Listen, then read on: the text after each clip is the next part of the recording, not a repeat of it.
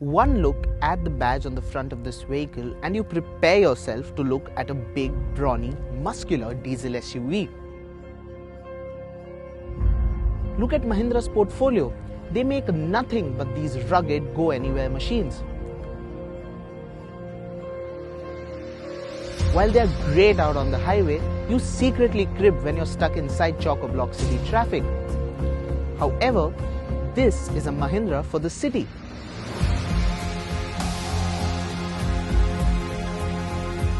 Something that is meant to zip through the bylanes of Bombay as well as the Scorpio munches down the NH1. It's called the KUV100 and the K stands for cool.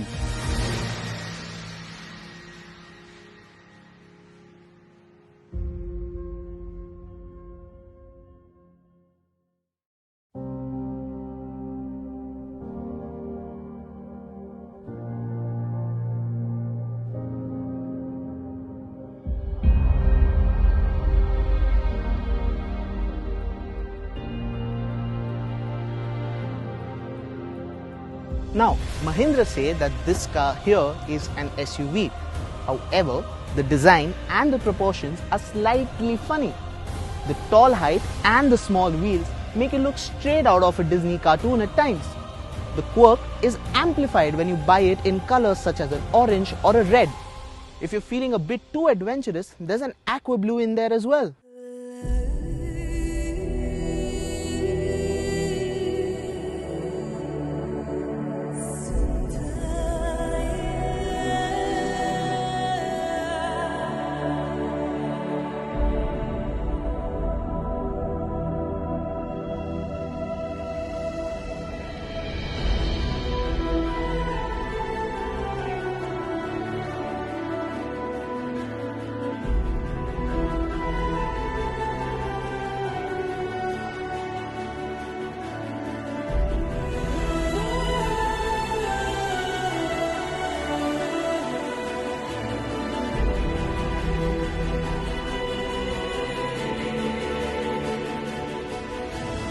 The front houses a pair of sleek headlamps with integrated DRLs that Mahindra say are inspired by sunglasses. The headlamps are partially smoked and flow into an extension over the front fender. We particularly like the thin red stripe detailing that the headlamp cluster gets. The grille, although quintessentially Mahindra, is extremely sleek and houses 6 vertical teeth finished in chrome.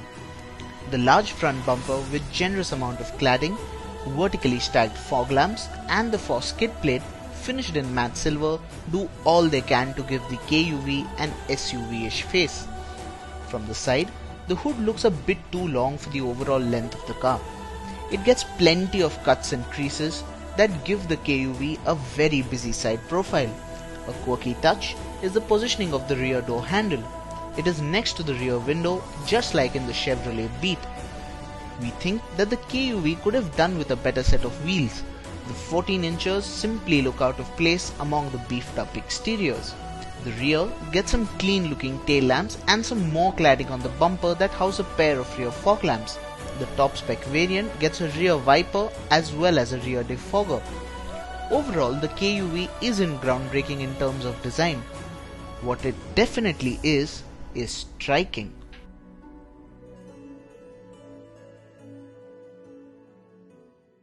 Now, Mahindra offers the KUV100 with a flexi seating option.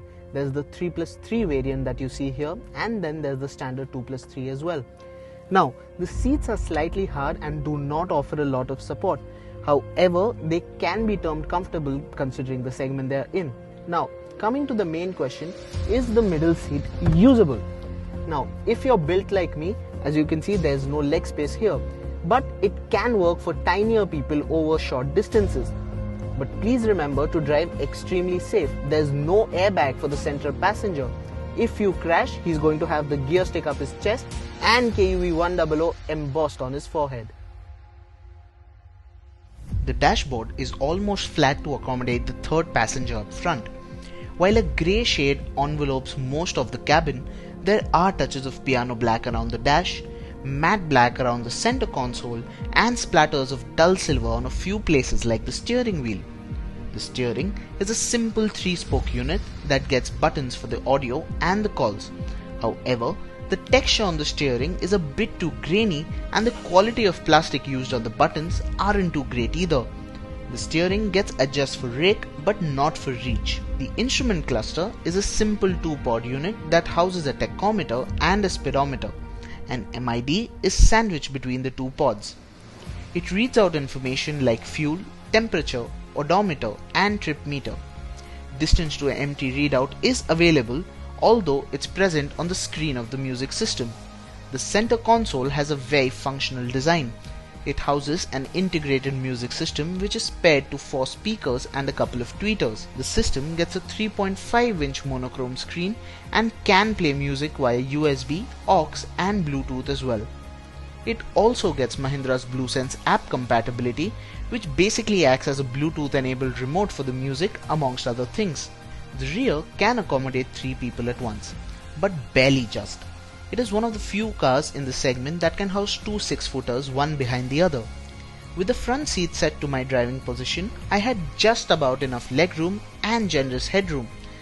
Boot space is a modest 243 litres, which can be extended up to 475 with the rear seat folded down.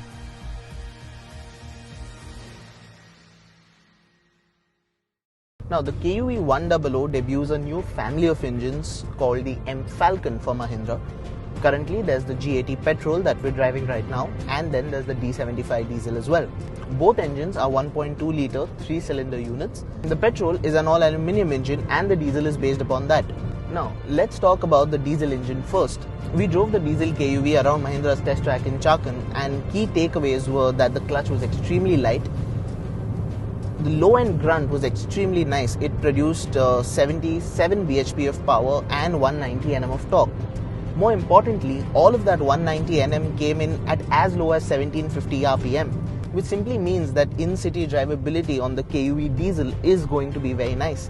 100 km an hour on the diesel KUV came up at somewhere around 2500 rpm. It isn't too strained while doing 100, but yes, progress after 100 is definitely slow. The diesel motor also gets Mahindra's micro hybrid technology as well as power and eco modes. Now the micro hybrid technology lets it get to a ARI claim figure of 25.32 km to the litre. You can toggle between the power and eco modes on the fly. Eco mode does dull the throttle response out quite a fair bit. Now let's talk about the G80 petrol motor that we're driving right now. It produces 82 bhp of power and 115 Nm of torque. Now unlike the diesel, the torque comes in at a relatively high 3500 rpm and then tapers off extremely quickly, which means the low end and the mid range is slightly weak. If you want to get some performance out of the petrol KUV, you have to rev it hard. Now Mahindra say if you drive the petrol KUV sanely, it should return a claimed mileage of 18.15 km to the litre. The position of the gear lever does take some getting used to. While I have no complaints on the ergonomic front, it falls to hand easily and shifting is also relatively comfortable, but it's just that you're used to a floor shifter all these years. Also, you would find yourself constantly elbowing the middle passenger, say if you shift to fourth or second or even reverse for that matter.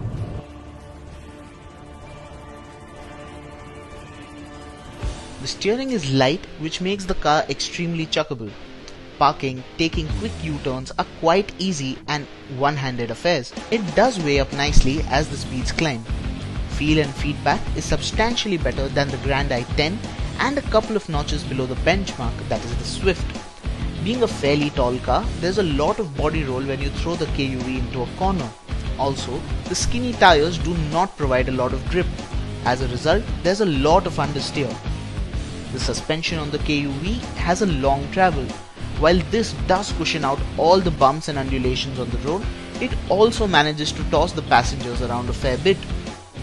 It is tuned on the softer side and does make for a comfortable ride.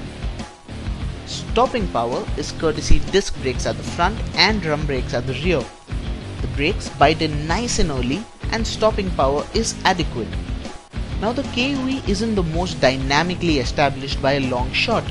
The Swift still retains that crown. However, it does just fine for the city and an occasional highway stint. Now, the K in the KUV could have stood for crazy or maybe even comical, and Mahindra wouldn't have been too far off. Now, don't get me wrong, it isn't a bad package. In fact, it offers a lot for the price point. The quirky design and the 6-seating arrangement is unheard of in this segment. Now, if you're on a tight budget and you need a 6-seater, well, the KUV100 here is your only option right now. But if you just want a simple hatchback, why not look at something that was meant to be a hatch in the first place? Now, the KUV goes up against competition like the Grand i10 and the Swift. Be sure to check our comparison review coming soon.